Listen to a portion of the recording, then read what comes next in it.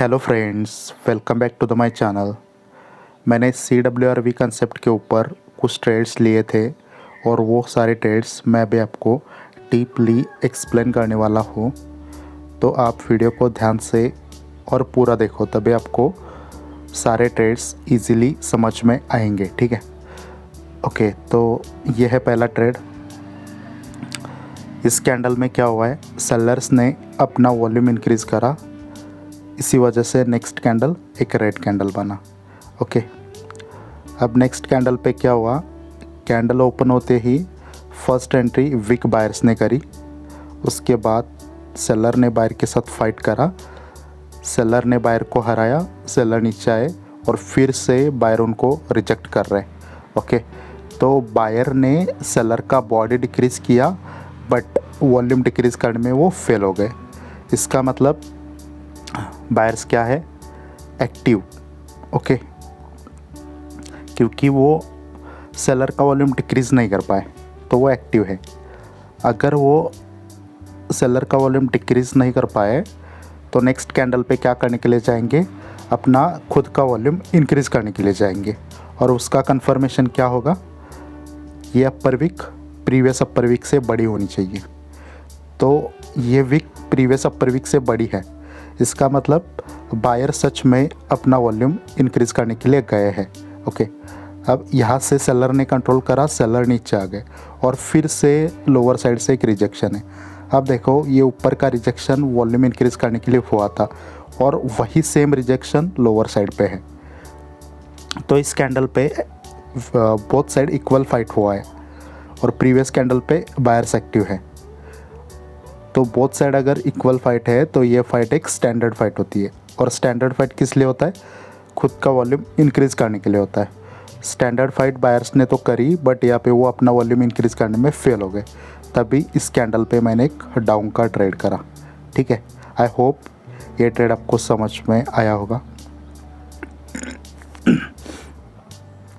Okay, यहाँ पर क्या हुआ है, इस कैंडल पे बायर्स ने अपना वॉल्यूम इंक्रीज़ करा, इसी वजह से नेक्स्ट कैंडल बायर का आया।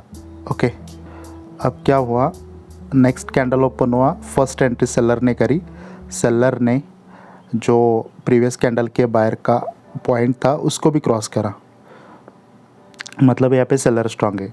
और यहाँ से बायर ऊपर गए, फिर से सेलर उनको रिजेक्ट कर रहे हैं, लो वॉल्यूम के बाद बायर्स।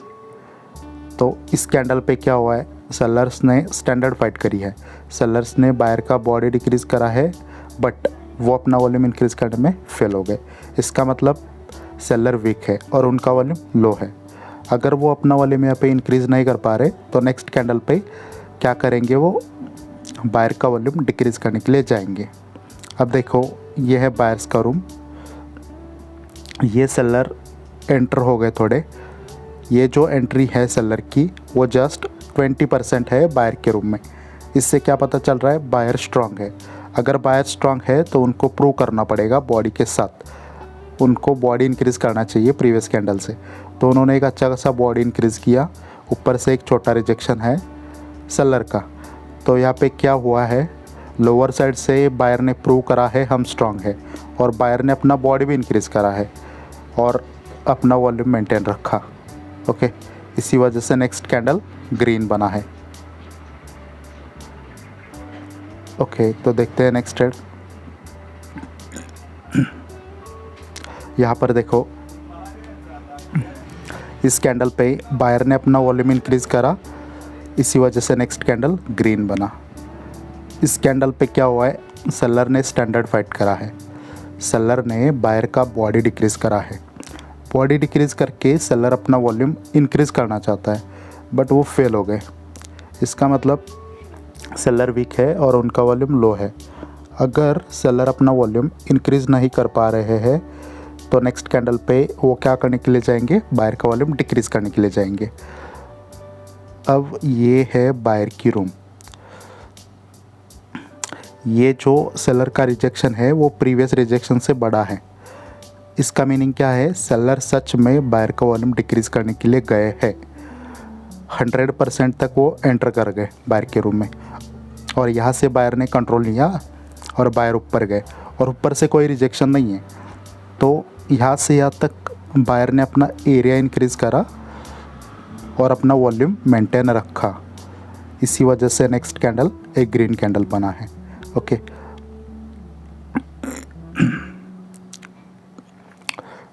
ठीक है। यहाँ पर देखो इस कैंडल पे क्या हुआ है, बायर्स ने सेलर का बॉडी डिक्रीज़ किया, बॉडी डिक्रीज़ करके बायर्स अपना वॉल्यूम इंक्रीज़ करना चाहते हैं, सक्सीड हो गए, इसलिए नेक्स्ट कैंडल बायर का आया। अब इस कैंडल पे क्या हुआ, कैंडल ओपन होते ही फर्स्ट एंट्री सेलर ने करी, सेलर ने बायर का एंट्री पॉइंट क्रॉस करा, मतलब यहाँ पे सेलर स्ट्रांग है और बायर यहाँ से ऊपर आ रहे और फिर से सेलर उनको रिजेक्ट कर रहे।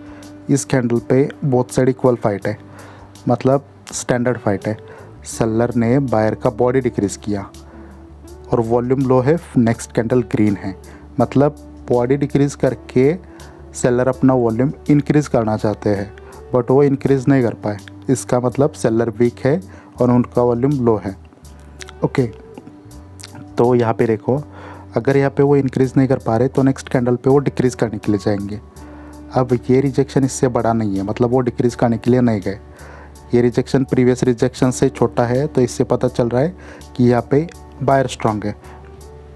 तो बायर को प्रूव करना है कि वो स्ट्रांग है, तो बायर यहाँ तक गए और ऊपर से एक रिजेक्शन है, बायर ने बॉडी इंक्रीज़ करा है। ओके, जब बायर ऊपर जा रहे थे तो ये सेलर का एंट्री पॉइंट है, ठीक है। जब ऊपर जा रहे थे तो सेलर को इस पॉइंट पे रोकना था बायर को, तभी हम कहते कि सेलर ने अर्ली कंट्रोल करा है बायर को, ठीक है, तभी इस कैंडल पे एक सेलर का कंट्रोल होता। बट इस पॉइंट को क्रॉस करा है सेलर के पॉइंट को, तो इसका मतलब ये है कि बायर स्ट्रांग है। तो ऊपर से फाइट जो हो रही है वो वॉल्यूम डिक्रीज़ करने के लिए हो रही है और वॉल्यूम डिक्रीज़ करी तो नेक्स्ट कैंडल सेलर का बना। अगर ऊपर का विक अभी जितना है उसके हाफ भी होता, जैसे कि इतना भी होता, तो नेक्स्ट कैंडल ग्रीन बनता, तो वो फाइट स्टैंडर्ड होती। बट ये फाइट एबनॉर्मल है, तो एबनॉर्मल फाइट वॉल्यूम डिक्रीज़ करने के लिए होती है, डिक्रीज़ करा वॉल्यूम, नेक्स्ट कैंडल रेड बना। ओके, यहाँ पर देखो इस पे क्या हुआ है, बॉडी डिक्रीज़ करके बायर्स ने सेलर का वॉल्यूम डिक्रीज़ करा है, नेक्स्ट कैंडल बायर्स आ गए। ओके, अब इस कैंडल पे क्या हुआ है, सेलर ने बायर का बॉडी डिक्रीज़ करा है बट वॉल्यूम डिक्रीज़ करने में वो फेल हो गए, इसका मतलब यहाँ पे सेलर एक्टिव है। अगर वो डिक्रीज़ नहीं कर पाए तो नेक्स्ट कैंडल पे अपना वॉल्यूम इंक्रीज़ करने के लिए जाएंगे। अब ये रिजेक्शन इससे बड़ा नहीं है, मतलब वो इंक्रीज़ करने के लिए नहीं गए, ये रिजेक्शन बहुत छोटा है, बायर के रूम में जस्ट 10% सेलर एंटर हुआ है, इससे पता चल रहा है कि बायर स्ट्रांग है। तो बायर को प्रूव करना है, बायर ऊपर गए यहाँ तक और ऊपर से एक रिजेक्शन है, ठीक है। तो बायर ने लोअर साइड से प्रूव करा है हम स्ट्रांग है, बायर ने अपना बॉडी इंक्रीज़ करा है, मतलब ये बायर का ही स्ट्रेंथ है। और जो ऊपर का रिजेक्शन है वो सफिशिएंट नहीं है वॉल्यूम इंक्रीज़ करने के लिए, इसका मतलब बायर ने अपना एरिया बॉडी इंक्रीज़ करा, वॉल्यूम मेंटेन नहीं कर पाए वो, इसी वजह से नेक्स्ट कैंडल सेलर का बना है। ओके, यहाँ पर देखते हैं इस कैंडल पे क्या हुआ, सेलर्स ने बायर का बॉडी डिक्रीज़ किया बट वो अपना वॉल्यूम इंक्रीज़ नहीं कर पाए, इसका मतलब सेलर क्या है, वीक है और उनका वॉल्यूम लो है। ओके, अगर वो सेलर अपना वॉल्यूम इंक्रीज़ नहीं कर पा रहे तो नेक्स्ट कैंडल पे सेलर बायर का वॉल्यूम डिक्रीज़ करने के लिए जाएंगे। ये रिजेक्शन इससे बड़ा नहीं है, मतलब वो डिक्रीज़ करने के लिए नहीं गए। अब ये है बायर का रूम, सेलर बायर के रूम में जस्ट 10 या 20% एंटर हो गए हैं और यहाँ से जब बायर ऊपर गए यहाँ तक गए, ऊपर से एक छोटा सा रिजेक्शन है, लोअर साइड से पता चल रहा है कि बायर स्ट्रांग है और बायर ने प्रूव भी करा है, बॉडी इंक्रीज़ करा है। ओके, और अपना वॉल्यूम भी मेंटेन रखा है, तो इसी वजह से नेक्स्ट कैंडल यहाँ पे ग्रीन बना। ओके, आई होप ये ट्रेड आपको समझ में आया होगा, सबसे इजी ट्रेड था। ओके, यहाँ पर देखो इस कैंडल पे बायर ने वन साइड फाइट करा है बट वो अपना वॉल्यूम इंक्रीज़ नहीं कर पाए। इस कैंडल पे क्या हुआ है, एक स्टैंडर्ड फाइट करा है बायर्स ने, फिर भी वो अपना वॉल्यूम इंक्रीज़ नहीं कर पाए। अगर वो अपना वॉल्यूम इंक्रीज़ नहीं कर पा रहे तो नेक्स्ट कैंडल पे वो क्या करने के लिए जाएंगे, सेलर का वॉल्यूम डिक्रीज़ करने के लिए जाएंगे। ये रिजेक्शन इससे बड़ा है, मतलब बायर सेलर का वॉल्यूम डिक्रीज़ करने के लिए गए हैं। बायर सेलर के रूम में 100% एंटर हो चुके हैं। तो उस रूम में सेलर स्ट्रांग होता है, तो सेलर अपना हाई वॉल्यूम लेके नीचे आया, यहाँ तक आया और ऊपर से एक और लोअर साइड से एक और एक रिजेक्शन है। अब ये देखो, अगर यहाँ पे फाइट कंपेयर करें बोथ साइड का तो ये फाइट एबनॉर्मल लग रही है। अगर ये लोअर साइड का विक प्रीवियस कैंडल के लोअर विक जैसा एग्जैक्टली होता, ये विक अगर यहाँ पे होता तो भाई हाई वॉल्यूम के बाद यहाँ पे बायर्स का कैंडल आता। बट ये जो विक है इससे डिफरेंट और बड़ा विक यहाँ पे है, तो ये विक एबनॉर्मल है, समझ रहे हो। तो एबनॉर्मल फाइट हुआ है इस कैंडल पे। तो एबनॉर्मल फाइट वॉल्यूम डिक्रीज़ करने के लिए होता है, तो वो बायर वॉल्यूम डिक्रीज़ नहीं कर पाए सेलर का, इसी वजह से यहाँ पे एक मैंने डाउन का ट्रेड करा। ये देखो, अगर इतना वीक या प्रीवियस कैंडल जैसा एग्जैक्ट वीक यहाँ पे होता तो ही यहाँ पे हाई वॉल्यूम के बाद बायर का पॉसिबिलिटी था, क्योंकि ये फाइट वॉल्यूम इंक्रीज़ करने के लिए हुआ है और एग्जैक्टली ये फाइट यहाँ पे अगर कॉपी होता तो ही हाई वॉल्यूम के बाद बायर आता।